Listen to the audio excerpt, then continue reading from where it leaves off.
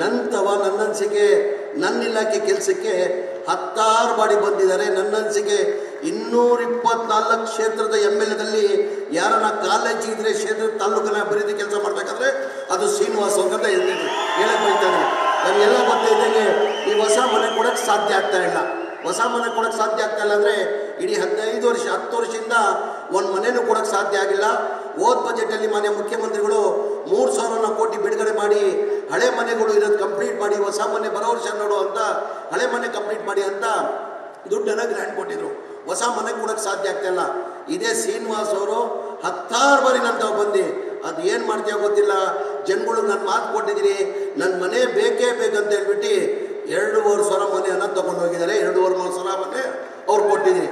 ಅದ್ರ ಜೊತೆಯಲ್ಲಿ ಅಲ್ಪಸಂಖ್ಯಾತರ ಮೈನಾರಿಟಿ ಕಾಲೋನೀಸ್ ಅಂತ ಹೇಳ್ಬಿಟ್ಟು ಮನೆ ಮುಖ್ಯಮಂತ್ರಿಗಳು ಎಲ್ಲ MLAಗಳಿಗೆ 5 ಕೋಟಿ ಕೊಡಬೇಕಂತ ಸೂಚನೆ ಕೊಟ್ಟಿದ್ರು. ಆ ಸೂಚನೆ ಮೇಲೆ ಎಲ್ಲರಿಗೂ 5 ಕೋಟಿ ಕೊಟ್ಟಿದೆ. ಇವ್ರು ಶ್ರೀನಿವಾಸ್ ಅವರು ಎಷ್ಟು ತೊಗೊಂಡಿರ್ಬೋದು ಹೇಳಿ? ಎಷ್ಟು ತೊಗೊಂಡಿರ್ಬೋದು? 15 ಕೋಟಿಯನ್ನು ಗಲಾಟೆ ಮಾಡಿ ತೊಗೊಂಡಿದ್ದಾರೆ. 15 ಕೋಟಿ ಗಲಾಟೆ ಮಾಡಿ, ಇಲ್ಲ ಸರ್ ನಿಮ್ಮ ಊರದು ನೆಂಗಮಂಗಲ ಅಂದರೆ ನಿಮ್ಮ ತಾಯಿ ಊರು, ನನ್ನ ತಾಯಿ ಊರು ಇದೇ ಊರು ಗೋವಿಂದಪುರ ಅಂತ ನನ್ನ ತಾಯಿ ಊರು, ಈ ತಾಯಿ ಊರು ನಿಮ್ಮ ತಾಯಿ ಊರಾಗಿದೆ, ದಯಮಾಡಿ ನೀವು ಕೊಳ್ಳೇಬೇಕಂತ ಹೇಳ್ಬಿಟ್ಟು 15 ಕೋಟಿಯನ್ನು ಅನುದಾನ ತಗೊಂಡು ಹೋಗಿದ್ದಾರೆ.